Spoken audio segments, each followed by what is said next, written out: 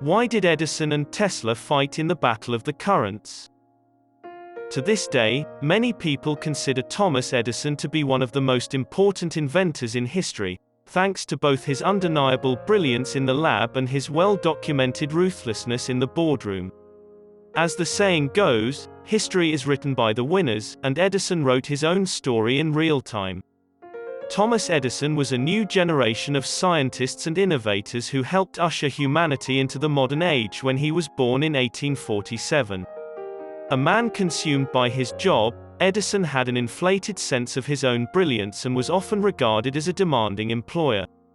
Tesla, a Serbian-born inventor, was a unique breed of brilliance. A human calculator in the vein of Edison, Tesla was an early career success story in Europe thanks to his capacity to mentally solve difficult arithmetic and physics problems on the fly. In Hungary at the age of 25, Tesla was recruited as an electrical engineer at the Budapest Telephone Exchange after a nomadic childhood spent traveling and attending studies throughout Eastern Europe. It didn't take him long to get a job at the Continental Edison Company in Paris, a spin-off from the thriving American firm of Edison's inventor father. Lights were being put up in cities around the globe at that time. When Edison produced a long-lasting and steady incandescent light bulb, he set out to offer lights to homes and buildings across the globe using direct current, DC, electricity. Its first central power plant, on Pearl Street in Manhattan, debuted in 1882. To an increasing number of towns and cities throughout the nation, Edison's DC electric generating brought incandescent light over the following 2 years. Electricity provided through direct current, even in those early days, could only go so far, despite its expanding reach. The invention of alternating current, AC, allowed later innovators to readily regulate voltage using transformers. Tesla was a firm believer in the benefits of AC.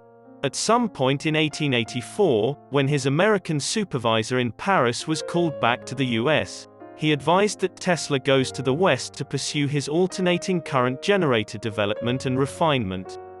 For this reason, Tesla made his way to New York City in September of that year after a long and perilous voyage in which almost all of his belongings were taken by pirates on board the ship.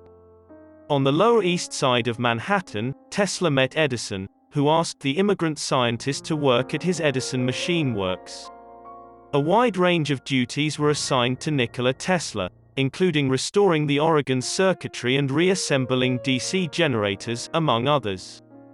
Even decades after Edison's death, Tesla remembered how his speedy adjustment for the Oregon's lighting system had made him seem like a damn good guy in an interview recorded in 1921.